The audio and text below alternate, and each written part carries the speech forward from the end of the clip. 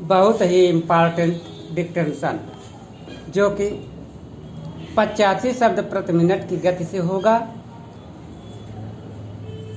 खंड 1 पत्रिका। Ready?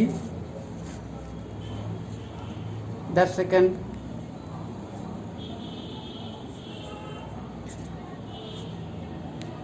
Start. महोदय, हमारा जो संविधान तैयार हुआ है उसमें भी इस बात का प्रयास किया गया है कि देश में लोकतंत्र पूरी तरह से लागू किया जाए और जनता को लोकतंत्र की सारी सुख सुविधा मिल सके।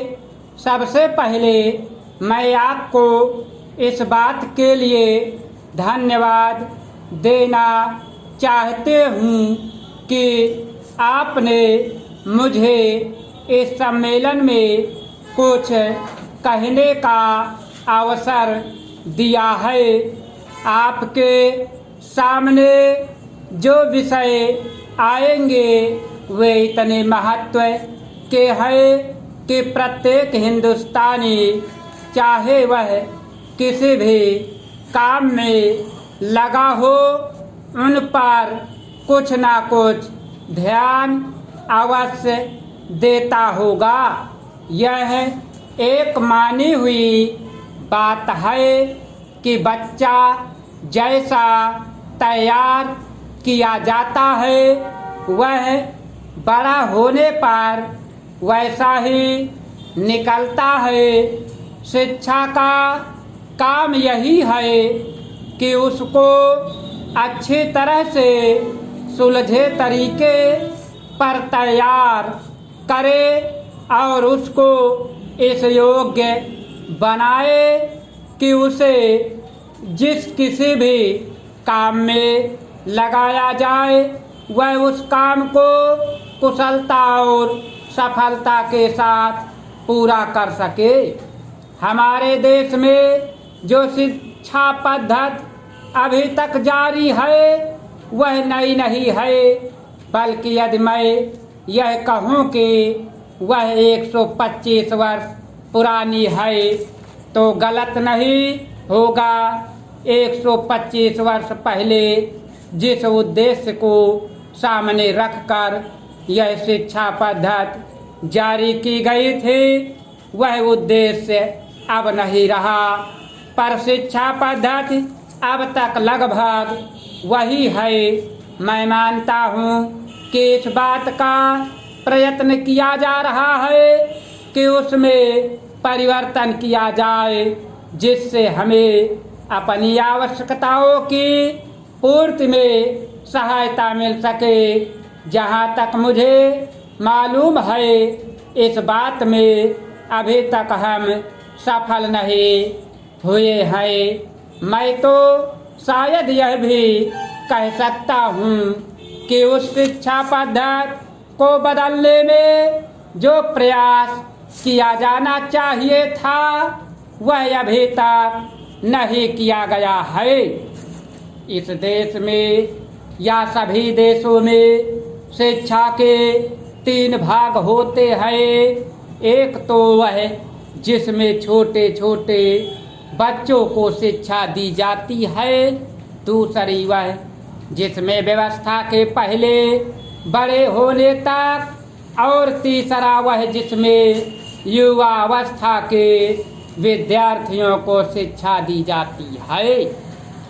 इन तीनों भागों की शिक्षा पद्धतियाँ अलग अलग हैं, परंतु वे एक दूसरे से मिलती जुलती होती हैं और एक से दूसरे में जाने में कोई कठिनाई नहीं होनी चाहिए। इसलिए यदि हम अपने देश की शिक्षा में सुधार चाहते हैं तो सबसे अधिक आवश्यक यह है कि सर्वप्रथम प्राथमिक शिक्षा में, उसके बाद माध्यमिक शिक्षा और फिर विश्वविद्यालय शिक्षा में सुधार किया जाना चाहिए।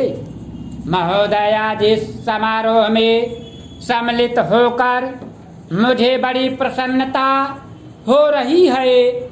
जब से मैं आपके नगर में पहुंचा हूं, आपने जिस प्रेम और उत्साह के साथ मेरा स्वागत किया है, उसके लिए मैं आपको धन्यवाद देता हूं।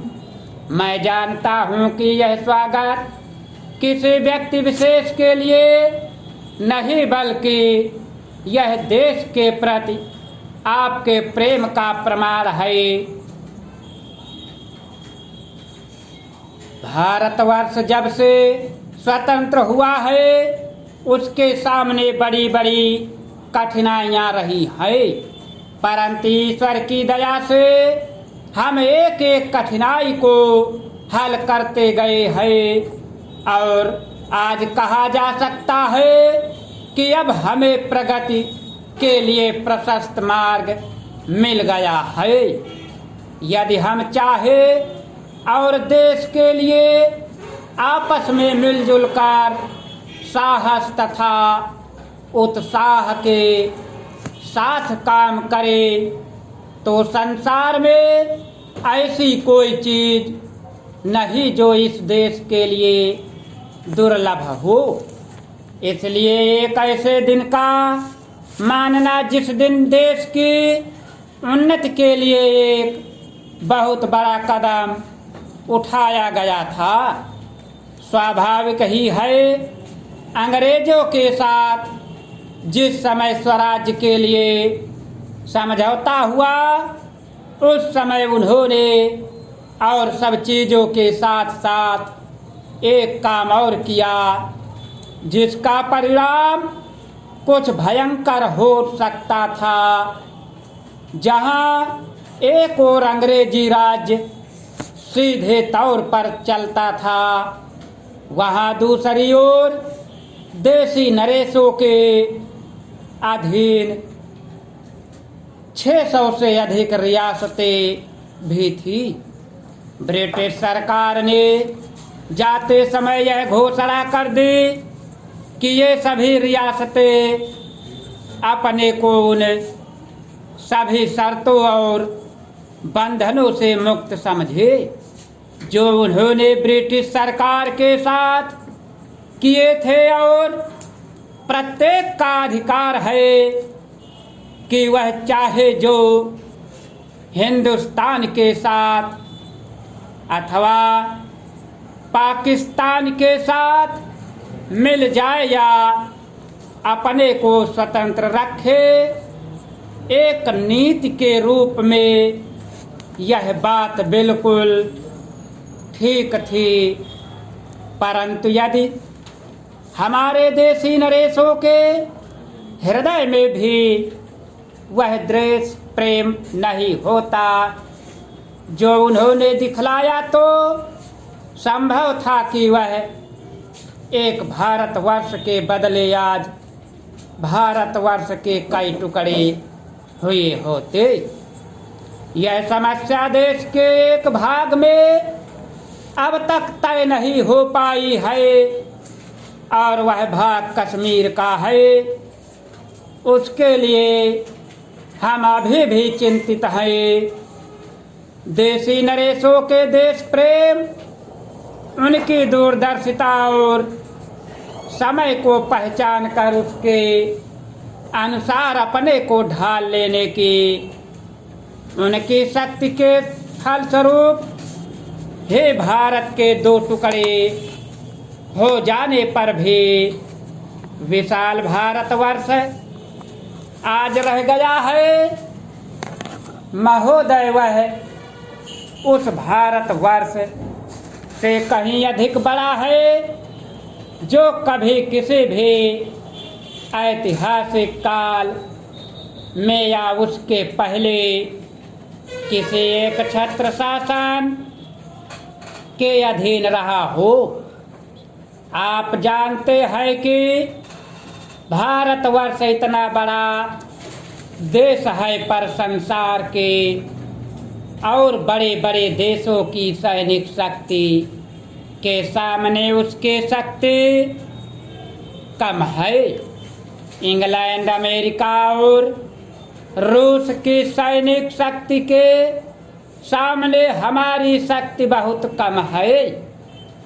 ऐसे शक्ति में हमारे सामने प्रश्न यह है कि क्या हम किसी के सामने झुक जाए, किसी के साथ मिल जाए, या स्टॉप।